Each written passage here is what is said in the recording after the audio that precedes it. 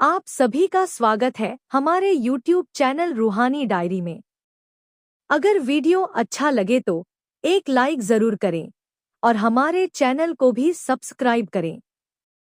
आज हम एक ऐसी कहानी सुनाने जा रहे हैं जो दिल को छू लेगी और मन में गहरे प्रश्न जगा देगी। वृंदावन की पवित्र धरती पर जहां भगवान कृष्ण की लीलाएं हर कण में बसती हैं, वहां एक प्रश्न बार बार उठता है, अगर भगवान सब कुछ देखते हैं तो वे पाप को रोकते क्यों नहीं? यह प्रश्न जितना सरल लगता है उतना ही गहन और गंभीर भी है। तो आइए आज की इस दिलचस्प कथा के माध्यम से इस रहस्य को समझने का प्रयास करें। यमुना नदी के किनारे बसे प्राचीन गांव वृंदावन में चमेली की खुशबू और भक्ति गीतों की मधुर धुनों से वातावरण सदा महकता रहता था। भगवान कृष्ण की लीलाओं में रमा यह गांव अपने लोगों की श्रद्धा और विश्वास से फल फूल रहा था। इसी गांव में पंडित विष्णुदत्त नाम के एक वृद्ध पुजारी रहते थे, जो अपनी विद्वत्ता और आध्यात्मिक अनुभवों के लिए सम्मानित थे।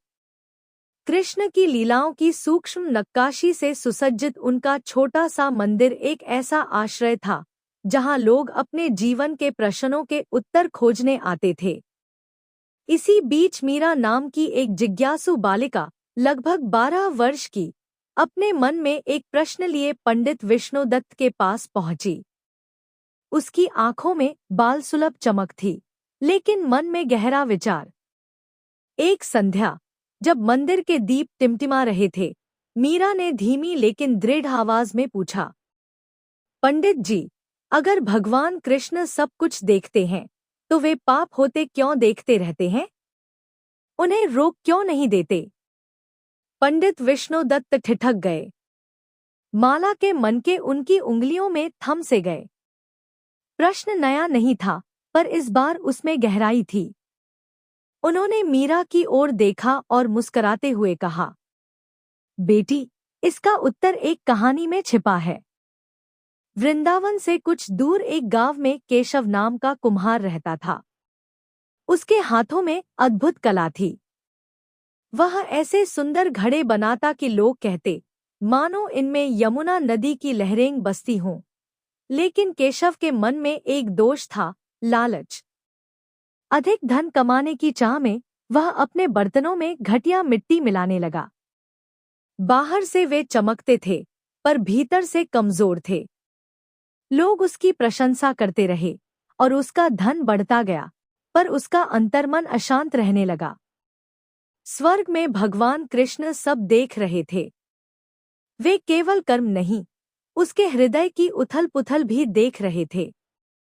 राधा ने पूछा, प्रभु, आप उसे रोकते क्यों नहीं? कृष्ण मुस्कुराए, हर आत्मा को अपनी गलती पहचानने का अवसर चाहिए। उसी गांव में गोविंद नाम का व्यापारी रहता था। जब उसने केशव की बढ़ती प्रसिद्धि देखी तो उसके मन में ईर्ष्या भर गई। उसने लोगों में अफवाह फैलानी शुरू कर दी, केशव धोखेबाज है। गांव में संदेह फैल गया। लोग बंटने लगे, पर कृष्ण शांत थे। कृष्ण ने कहा, ईर्ष्या भी एक अग्नि है, या तो वह सब जला देगी या सत्य को उजागर करेगी। गांव का एक बालक अर्जुन, जो केशव की कला से प्रेरित था, सच्चाई जानना चाहता था। वह सीधे केशव की कार्यशाला में गया। वहां उसने देखा कि केशव भीतर ही भीतर पश्चाताप से भरा है। अर्जुन ने कहा, मुझे सच्चा घड़ा बनाना सिखाइए। केशव पिघल गया। उसने पहली बार शुद्ध मिट्टी से घड़ा बनाया, अर्जुन के साथ। जब वह घड़ा गांव के सामने प्रस्तुत हुआ, उसकी मजबूती ने सच्चाई प्रकट कर दी।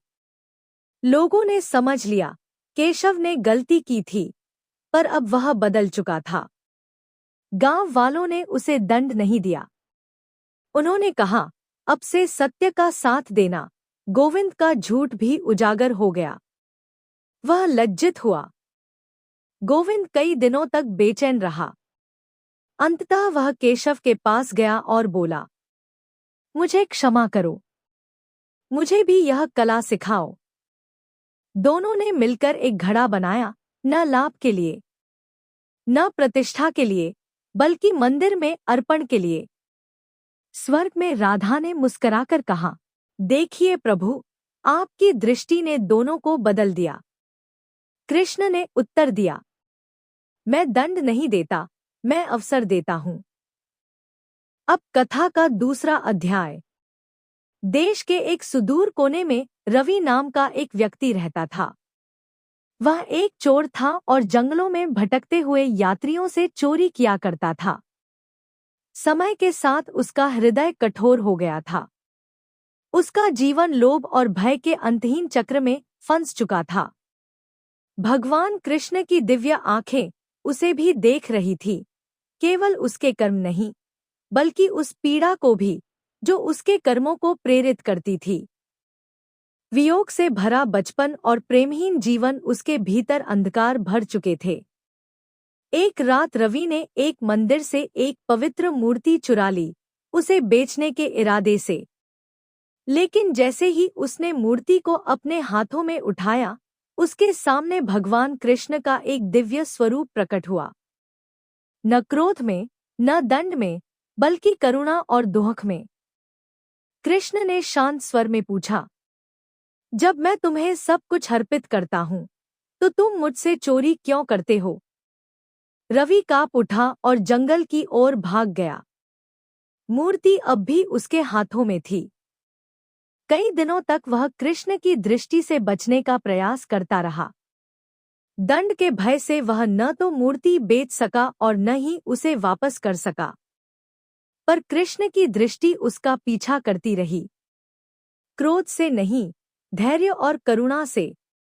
एक तूफानी रात, जब रवि एक गुफा में शरण लिए बैठा था, उसकी भेंट एक साधु से हुई। साधु कृष्ण के प्रेम का गुणगान कर रहा था। उसने कहा, भगवान तुम्हारे पाप देखते हैं, पर उससे भी अधिक तुम्हारा हृदय देखते हैं। जो तुमने लिया है, उसे लौटा दो, तुम्हें शांति मिलेगी। साधु के वचनों से द्रवित होकर रवि का हृदय पिघल गया। उसने मूर्ति मंदिर में वापस लौटा दी और अपना अपराध स्वीकार कर लिया। पुजारियों ने उसके सच्चे पश्चाताप को देखकर उसे क्षमा कर दिया। इसके बाद रवि ने अपना शेष जीवन मंदिर की सेवा में समर्पित कर दिया। कृष्ण की अविचल दृष्टि ने उसके हृदय का रूपांतरण कर दिया। पंडित विष्णुदत्त की कथा समाप्त होते ही मीरा मौन हो गई। कथा का भार उसके हृदय में उतर चुका था। कुछ क्षण बाद उसने कहा, तो पंडित जी, कृष्ण हमें आगे बढ़ने का अवसर देने के लिए पाप को देखते हैं? पुजारी ने स्नेह से सिर हिलाया, हाँ मीरा। उनकी आंखें केवल देखने के लिए नहीं है, वे मार्गदर्शन करने, प्रेम देने और शिक्षा देने के लिए हैं। हर पाप आत्मा की यात्रा का एक पड़ाव है, और कृष्ण की दृष्टि यह सुनिश्चित करती है कि कोई भी कदम अकेले न उठाया जाए। वृंदावन यूं ही फलता फूलता रहा। उसके लोग केशव, गोविंद और रवि की कहानियों से प्रेरित होते रहे।